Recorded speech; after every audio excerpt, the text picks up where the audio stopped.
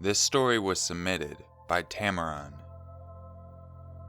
Last year, my ex-boyfriend and I were sharing an upstairs one-bedroom apartment. The building has 4 apartment units on the front side. When you walk up, the stairs to get to the top floor are in between the 2 units stacked on top of one another. Each unit has a sliding glass door that faces the front of the building and leads out to the balconies. From my unit, the front door is off to the right side of the balcony at the top of the stairs. Around this time, my ex and I were working late hours. We basically had the same schedule, but there was a 4-hour gap between the times we got off work. I got out at 2 a.m., and he didn't get off work until 6 a.m. Most nights, I did feel really nervous for being alone for these 4 hours. I would often come home not feeling really tired, so I would just stay awake until he got home. I was up keeping myself busy by cleaning the apartment. I had several lights on and was playing my music, like an asshole thinking back on it, but not too loudly. I suddenly heard a loud knock at my door. I immediately froze. Before I could allow myself to freak out, like who the fuck could it be, I realized that the chances are it was a neighbor coming to complain about the noise. When I looked inside the peephole, I got chills, as I didn't recognize the person knocking on the door. I stood there for a few seconds, trying to make out more of his features. He was a Hispanic male, who appeared to be about 5'8" or 5'9", and maybe about 230 pounds. He looked intimidating. His head was clean shaven, and he had tattoos on his scalp and around his neck. I could even see the tattoos covering both arms that trailed up underneath the black t-shirt he was wearing. I felt pretty shaken up, so I slowly backed away from the door and decided not to answer. I quickly turned off all the lights and shut off the music. I just hoped that if he was coming to complain about the noise, that the complete silence would get him to leave. But for a couple minutes more, he continued to knock.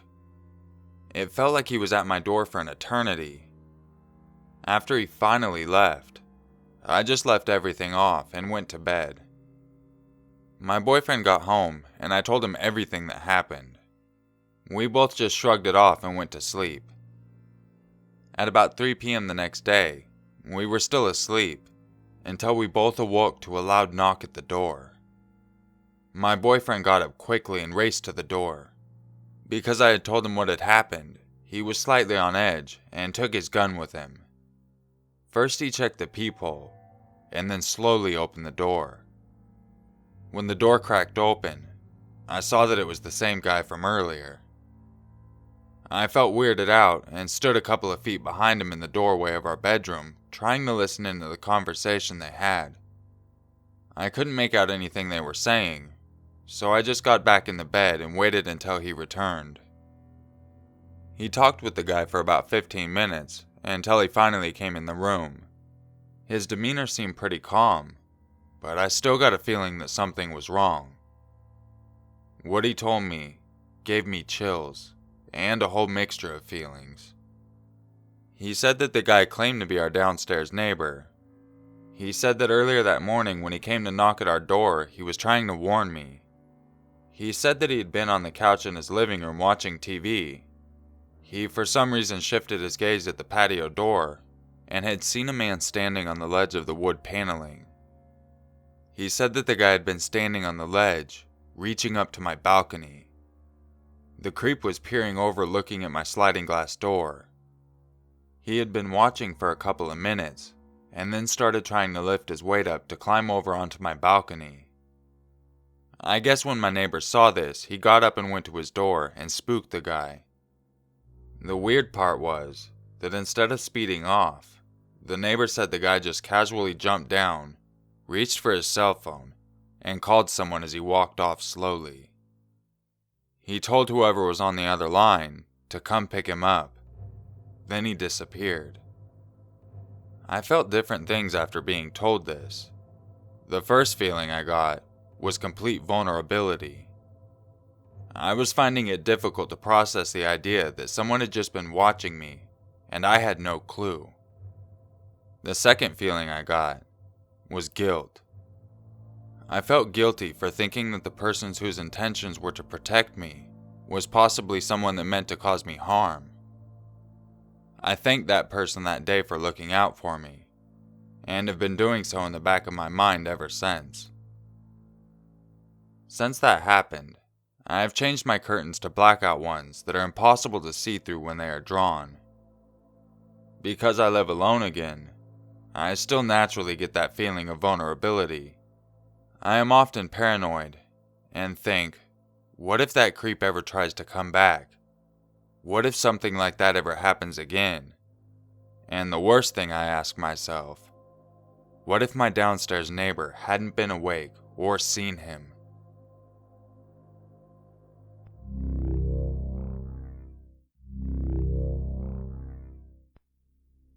This story was submitted by Kayleigh-Ann.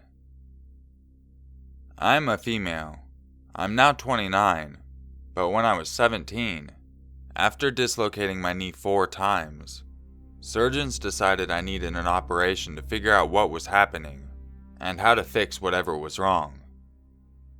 The day came, and I was so nervous, terrified in fact, but I couldn't put a rational thought as to why. My surgeon was lovely.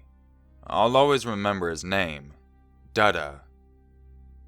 As I was wheeled into the anesthetic room, I began to tremble horribly, so the anesthetist held my hand to calm me down while nurses hooked me up to the machines. He told me I would be fine, and that he would look after me. By now I was crying and didn't want to go in, but again he calmed me down by just talking to me about everyday things, where I lived, my hobbies, my family, etc.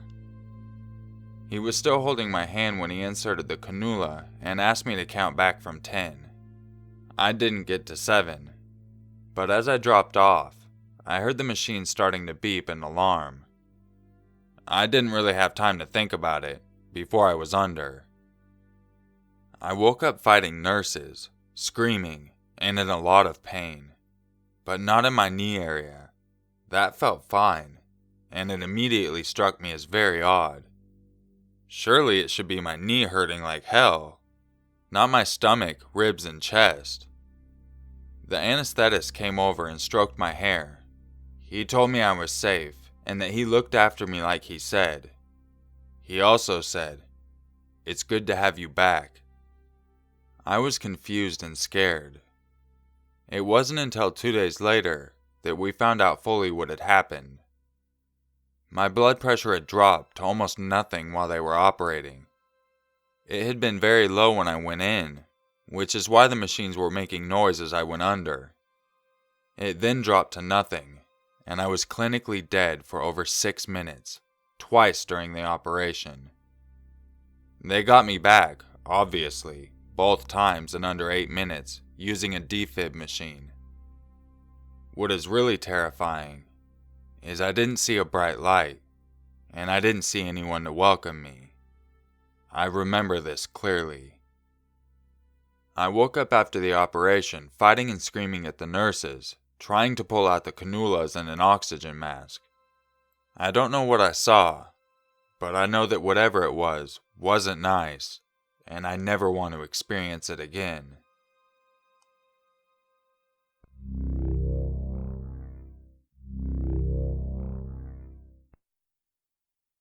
This story was submitted by Fuck Duck.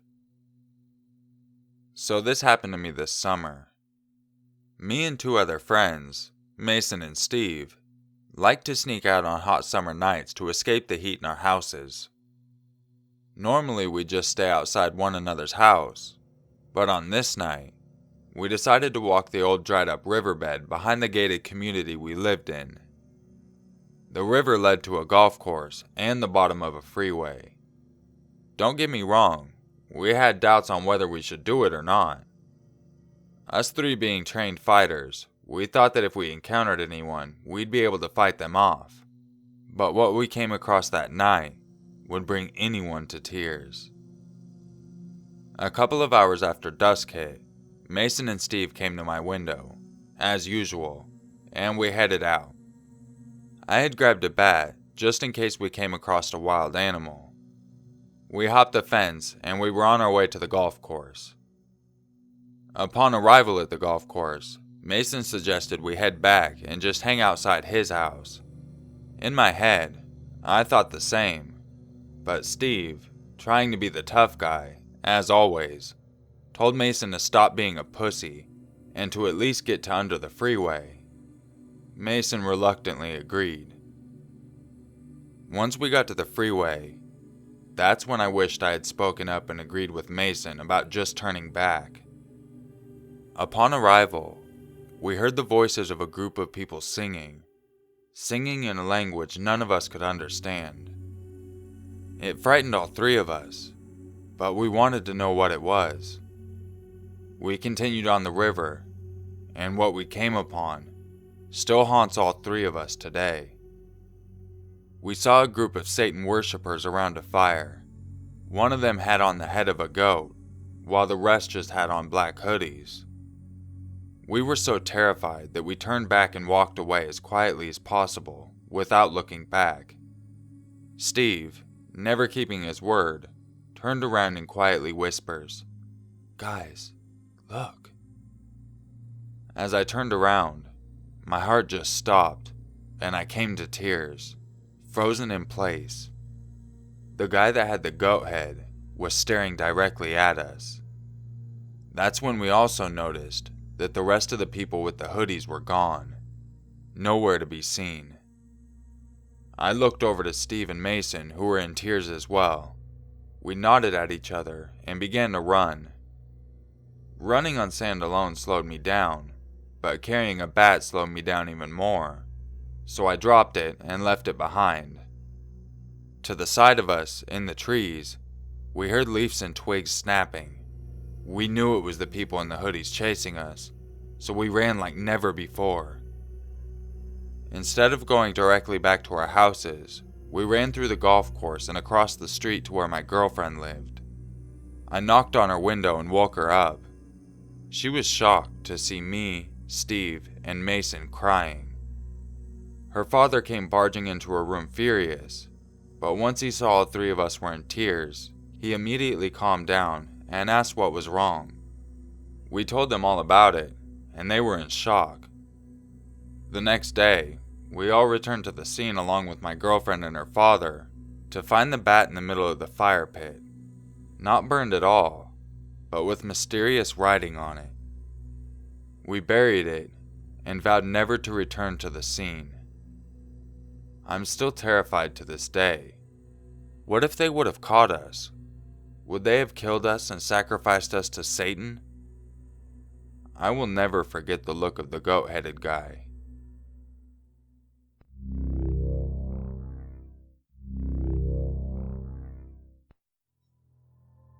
This story was submitted by Jeff.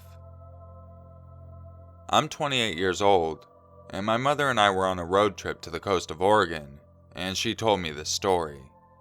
She said that this was the closest she'd come to death, and the most terrifying experience in her whole life.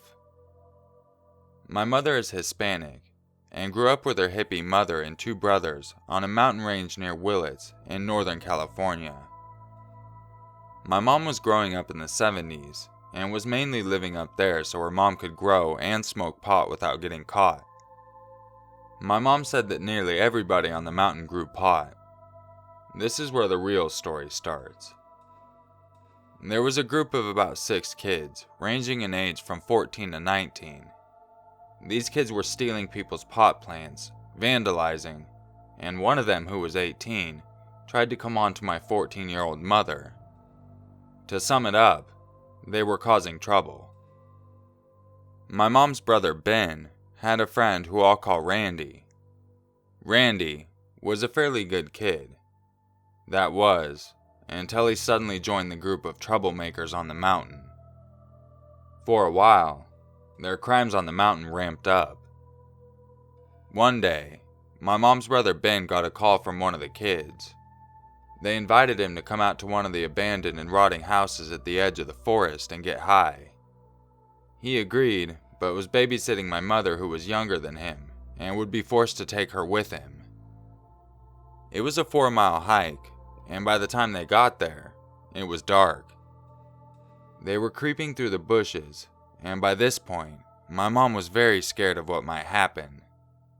They saw the house, and it was pitch black, but they could see 2 figures on the porch talking.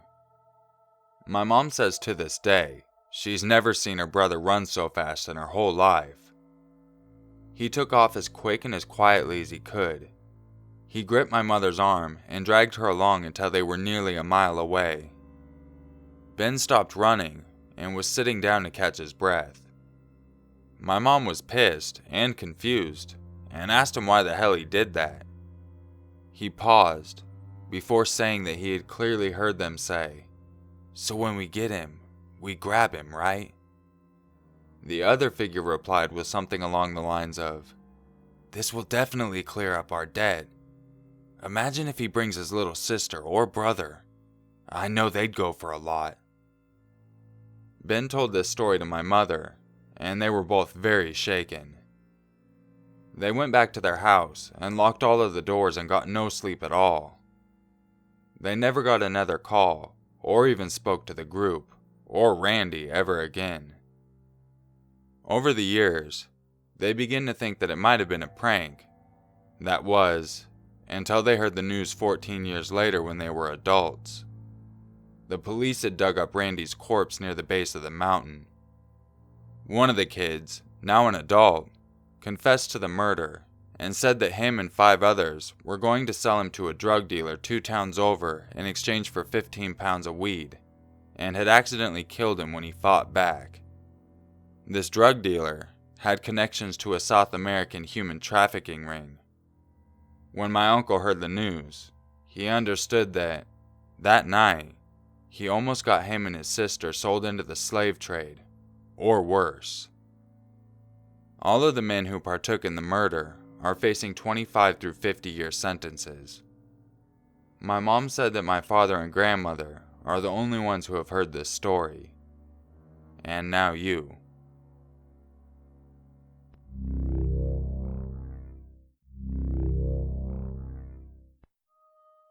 If you enjoyed this video, you know what to do.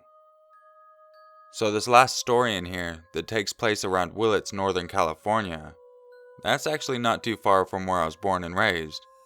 In fact, here in a few weeks I'm going to be in Willits, California. So that was interesting to hear a story of where my grandmother lives and where I visit all the time. I really appreciate everyone sending in their stories, and if you would like to share your story, I'll have all the information in the description below.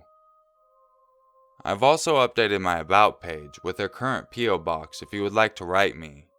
If not, don't worry about it, but if you did, there's an address over there. I hope you all have a great day, and I'll see you tomorrow for another video. And just remember, it's always scarier if it's true.